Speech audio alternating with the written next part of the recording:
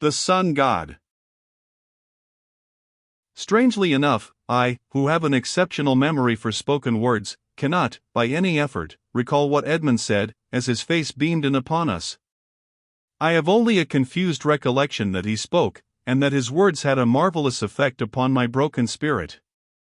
But I can see, as if it were yet before me, the smile that illumined his features. My heart bounded with joy, as if a messenger had come straight from the earth itself, bearing a reprieve whose authority could not be called in question. Jack's joy was no less than mine, although he had not suffered mentally as I had done. And the sight of Allah was hardly less reassuring to us, but to find Ingra, too, present was somewhat of a shock to our confidence in speedy delivery from trouble. And, in fact, we were not at once delivered. We had to spend many weary hours yet in our dark prison, but they were rendered less gloomy by Edmund's assurance that he would save us. The confidence that he always inspired seems to me to have been another mark of his genius. We had an instinct that he could do in any circumstances what was impossible to ordinary men. At last the welcome moment came, and we were led forth, free, and rejoined Edmund, Henry, and Juba in our apartments. Then, for the first, we learned what we had done, and how narrow had been our escape from a terrible doom. It was a new chapter of wonder that Edmund opened before us. I shall tell it in his own words. When I returned to the palace and found you missing, I was greatly wrought up. Immediately I applied to Allah for aid in finding you.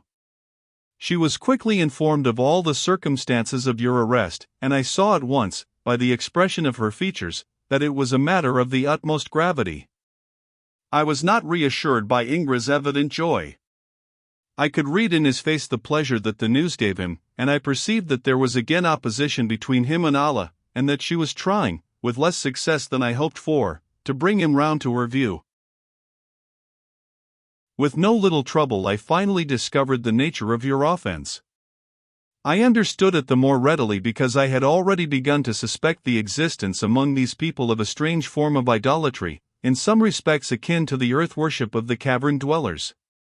I have told you that certain things had led me to think that they occasionally see the sun here. It is a phenomenon of excessive rarity, and whole generations sometimes pass without its recurrence. It is due to an opening which at irregular periods forms for a brief space of time in the cloud dome. I imagine that it may be in some way connected with sunspots, but here they have no notion of its cause, and look upon it as entirely miraculous. Whenever this rare event occurs, it gives rise to extraordinary religious excitement, and ceremonies concerning which there is some occult mystery that I have not yet penetrated. I suspect that the ceremonies are not altogether unlike the bacchanalian festivals of ancient Greece. At any rate, the momentary appearance of the sun at these times is regarded as the avatar of a supreme god, and their whole religious system is based upon it. So universal and profound is the superstition to which it gives rise that the most instructed persons among them are completely under its dominion. The eagle-beaked individual who condemned you, and whom I have since seen, is the chief priest of this superstition, and within his sphere his power is unlimited. It is solely to the belief which, through Allah, I have succeeded in impressing upon him that we are children of the sun that I owe the success of my efforts in your behalf. Without that you would surely have been sacrificed, and we with you. One of the forms which this superstition takes is a belief that the anger of the sun god can be mollified by offerings of images, made in his likeness, which are first consecrated by the chief priest, and then hung up on the walls of certain small temples, which are scattered through the city, and are always kept open to the air under the guard of a minor priest and his attendants. A whole family, as I understand it, deems itself protected by one of these images, which are made by artists who never touch any other work, and which are only granted to those who have undergone a painful series of purifications in the great temple. The preliminary ceremonies finished, the images are suspended, and at certain times those to whom they belong go and kneel and pray before them, as before their guardian saints. What a fool I was not to understand it, I murmured. You will understand now, Edmund continued, how serious was Jack's offense in insulting a priest and laying impious hands upon a sacred image, belonging, no doubt, to a family whose antiquity of descent would make our oldest pedigrees on the earth seem as ephemeral as the existence of a May-fly, for I am convinced that here life has gone on, uninterrupted by wars and changes of dynasty, for untold ages. It is a marvel that you escaped, for already they were preparing the awful sacrifice. The chief priest was amazed when an interposition was made on your behalf. Such a thing had never been known, and, as I have said, it was only by acting upon his superstition that I succeeded, with Allah's assistance, in obtaining a reprieve. As the case stands, we find ourselves occupying a dangerous eminence, which it may be difficult for us to maintain. I must beseech you to be on your guard, and to act only under my direction. It is all the more serious for us because I am convinced that Ingra has no faith whatever in the legend which protects us. He persists in believing that we are simply interlopers from the dark hemisphere, and the opposition between him and Allah has now become so sharp that he would gladly witness our destruction. I am sure that he will do his utmost to unmask us, and thus send us to our death.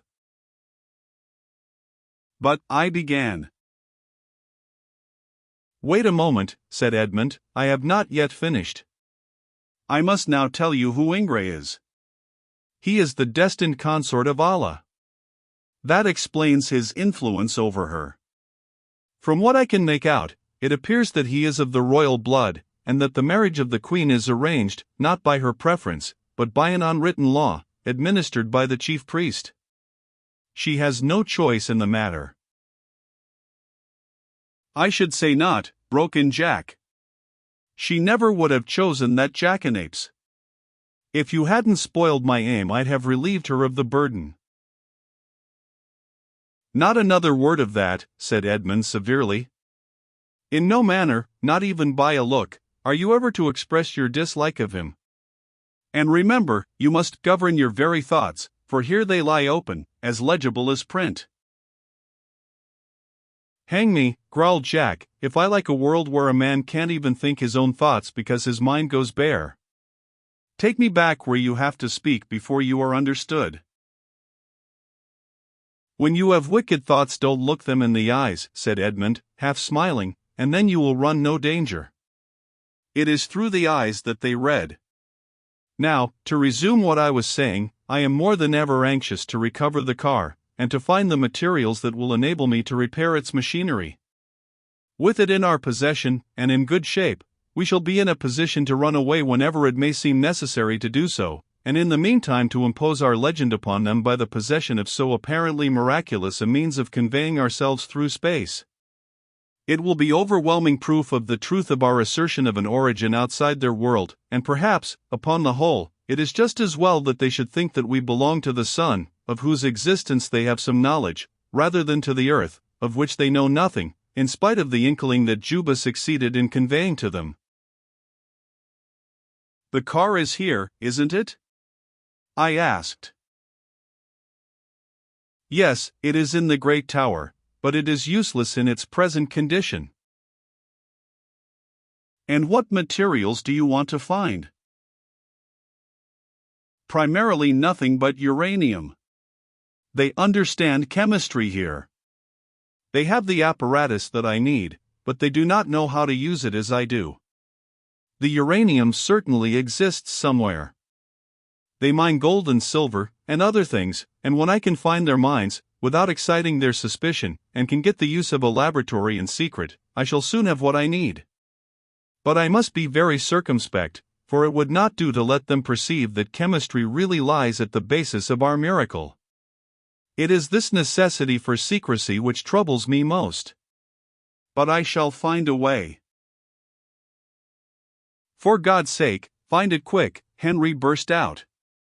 And then get away from this accursed planet. Edmund looked at him a moment before replying. We shall go when the necessity for going arises, and not before. We have not yet seen all the interesting things of this world.